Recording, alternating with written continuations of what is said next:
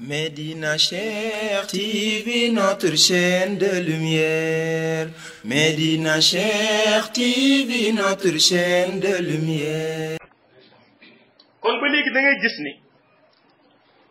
ñaari organisation yooyu ñooy continuer di exister ñi nga xam ni dañuy bëgg jëriñu ci yonent bi li nga xam ni yàlla moo tax mu yabal ko ak ñi nga xam ni dañuy des rek ni ci xeetu yonent bi la ñu bokk mais duñu montrer benn signe boo xam ni day wane ni bëgg nañu jëriñu ci yërmande bi yonent bi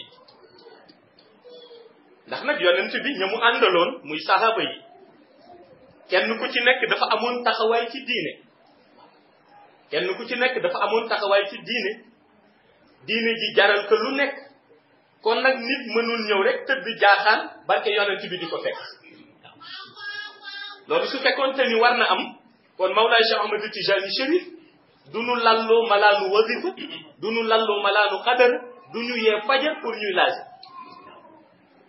bu doon da ngay tëdd rek barke yonent bi fekk si la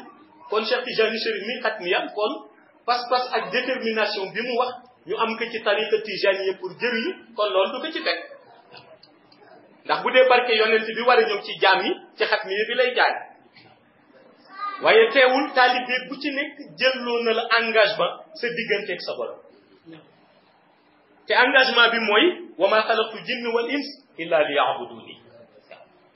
engagement boobu nga xam ni yàlla tey moom la signé ak nit de même que engagement boobu la yàlla signé ak jinne li àdduna di yaatu yaatu yëpp benn xaqiiqa tax yàlla indi ñu fi mooy ñu di ko jaam waaye gis nga boo seetloo yàlla yëg na mata di doomu aadama ba xam na ni doomu aadama dina dem ba benn instant dina fàtte dëgg-dëgg réalité bi ko fi indi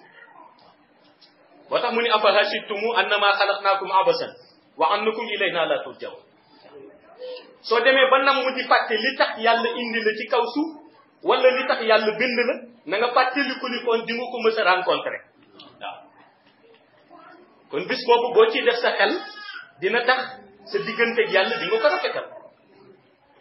tànn naa tey Médina Cheikh TV bërëbu leer bërëbu Cheikh Tidiane Chérif mi nu jox Seydi Mouhamed El Cheikh sang bi di fi jàngale di fi seddale leer yi moom Mawlaaya Seydi Mouhamed El Cheikh sunu yaakaar